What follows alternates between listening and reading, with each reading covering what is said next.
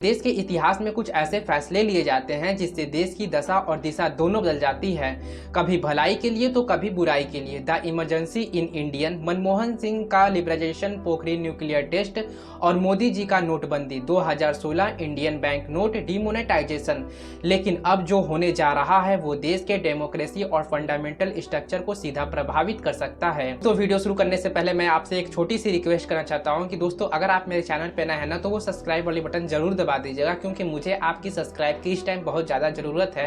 क्योंकि यूट्यूब जो है वो मेरी नोटिफिकेशन को नहीं सेंड कर रहा है, मेरी वीडियो को ना ही सजेशन में डाल रहा है, ना ही ब्राउज पे डाल रहा है। तो अगर आप लोग मुझे सब्सक्राइब करेंगे ना तो मेरी जो वीडियो है वो आप लोगों तक जल्द से जल्द पहुंचेगी। और हाँ दोस्तों, वीडियो को लास्ट तक देखिएगा। अगर वीडियो आपको पसंद आती है तो ठीक है, आप चैनल को लाइक कर दीजिएगा। अगर आपको वीडियो नहीं पसंद आती है तो आप डिसलाइक भी कर दीजिएगा। तो आइए अब हम वीडियो को शुरू से शुरू करते हैं। भारत जो पहले से ही कम्युनियल पॉलिटिक्स में बटा हुआ है, अब उसे नॉर्थ वर्सेस साउथ के विवाद में ढकेला जा रहा है, और वो भी राजनीति फायदा के लिए। खबर ये है कि सरकार एक स्पेशल सेशन में बड़े बदलाव की तैयारी करने जा रही है, जिसमें डिलिमिटेशन सबसे बड़ा मुद्दा है।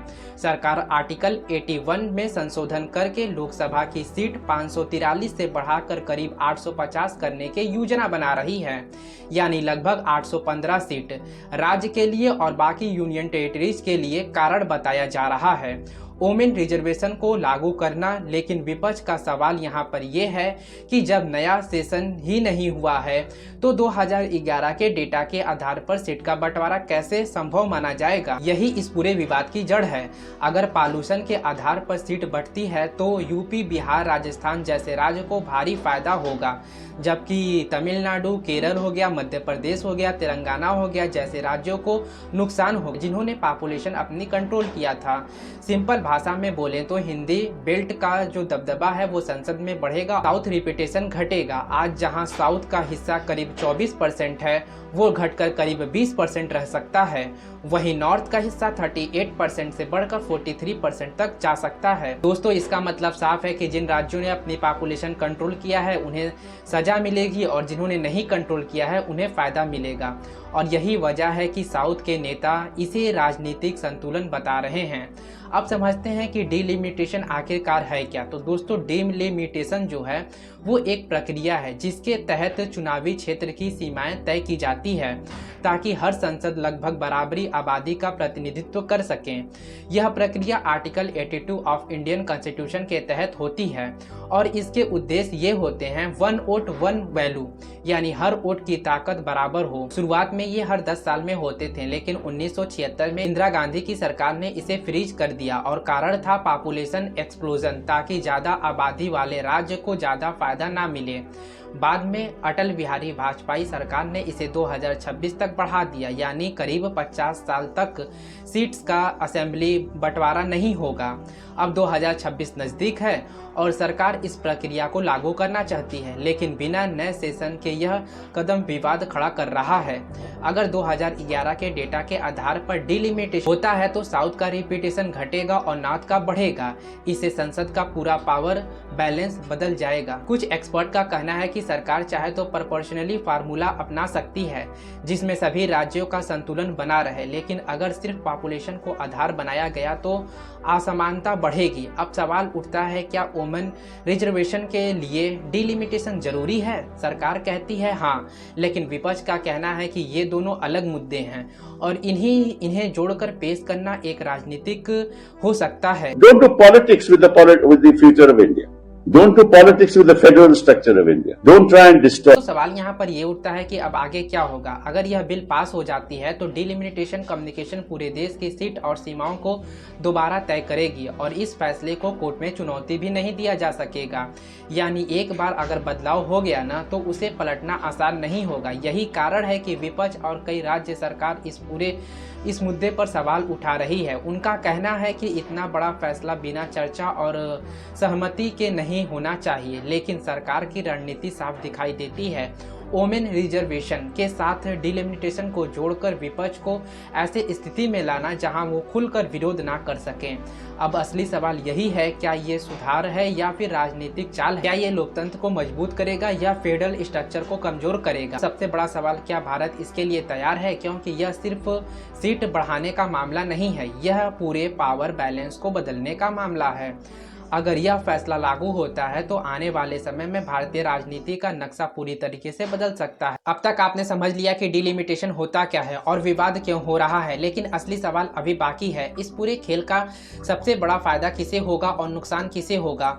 अगर लोकसभा की सीट 543 से बढ़ाकर करीब 850 हो जाती है और बंटवारा पॉपुलेशन के आधार पर होता है तो सबसे ज़्यादा फायदा होगा हिंदी बेल्ट को, यानी उत्तर प्रदेश ले लीजिए, बिहार को ले लीजिए, मध्य प्रदेश को ले लीजिए, राजस्थान को ले लीजिए। इन राज्यों को जो है ना वो करीब अच्छा खासा फायदा होगा। अभी भी अगर मान लें तो इन राज्यों की जो सीट है वो 200 है, लेकिन डिलिमिटेशन के बाद यह संख्या 350 से भी ज़्यादा हो सकता है, यानी संसद में इनका दबदबा और मजबूत हो जाएगा। दूसरी तरफ अगर हम लोग साउथ इंडिया, जहां तमिलनाडु आते हैं, केरल आते हैं, कर्नाटका आते हैं, आंध्र प्रदेश आते हैं, तेलंगाना आते हैं, इसका रिपीटेशन प्रतिशत के हिसाब से घट जाएगा। भले ही सीट संख्या में थोड़ा बढ़ेगी लेकिन कुल जो हिस्सेदारी कम हो जाएगी। इसका सीधा मतलब है कि संसद में निर्णय लेने का ताकत धीरे धीरे एक तरफ शिफ्ट हो जाएगा और यही वजह है कि साउथ के कई नेता इसे पॉलिटिकल इम्बैलेंस बता रहे हैं। एम.के. स्टैलिन ने साफ कहा है कि अगर पॉपुलेशन के आधार पर सीट बांटी गई तो उन राज्यों के साथ अन्याय होगा जिन्होंने सालों तक अपनी पॉपुलेशन को कंट्रोल रखा है। वहीं रेवंत रेड्डी का कहना है कि वोमेन रिजर्वेशन और डिलिमिटेशन को एक साथ जोड़ना गलत है क्योंकि दोनों अलग अलग मुद्दे हैं। पर एक और सबसे बड़ा सवाल खड़ा होता है, क्या सरकार के पास कोई दूसरा तरीका नहीं है? इसका जवाब है हाँ, क्यों नहीं है। कुछ एक्सपर्ट का कहना है कि प्रोपोर्शनली इंक्रीज का तरीका अपनाया जा सकता है, यानी जितनी सीट अभी किसी राज्यों के पास है उसी अनुपात में सीट बढ़ाई जा सकती है। इससे संतुलन भी बना रहेगा।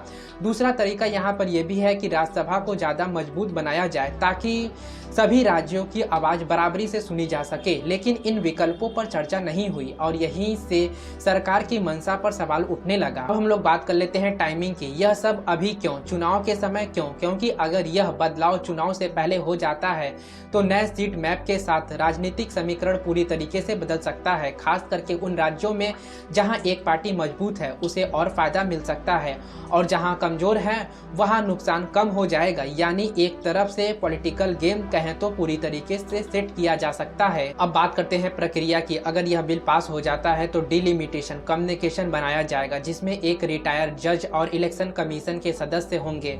और सबसे महत्वपूर्ण बात तो यहाँ पर यह है कि इस कम्युनिकेशन के फैसले को कोर्ट में चुनौती भी नहीं दिया जा सकता है। मतलब कि कहें तो एक तरीके से यह नामुमकिन होगा, यानी जो फैसला होगा वही अंतिम होगा। यही कारण है कि इस प्रक्रिया को लेकर चिंता और बढ़ जाती है। अब सोचिए, अगर एक बार सिस्टम का बंटवारा बदल गया तो आने वाले कई दशकों तक उसका असर रहेगा। एक चुनाव या एक सरकार का मामला नहीं है, यह पूरे सिस्टम का बदलाव है। अब सरकार का तर्क यह है कि यह सब संविधान के दायरे में है और कानूनी रूप से सही है, लेकिन सवाल यह है कि क्या हर कानूनी चीज सही भी होती है?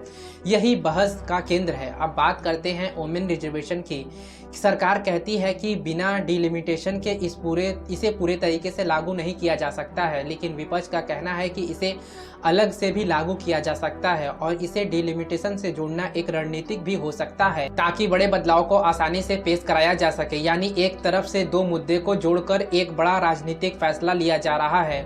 अब आखिरी और सबसे जरूरी सवाल, क्या होगा अगर ये बिल जो है वह पास हो जाता है? अगर ऐसा होता है ना तो भारत की राजनीति में पावर शिफ्ट देखने को मिलेगी।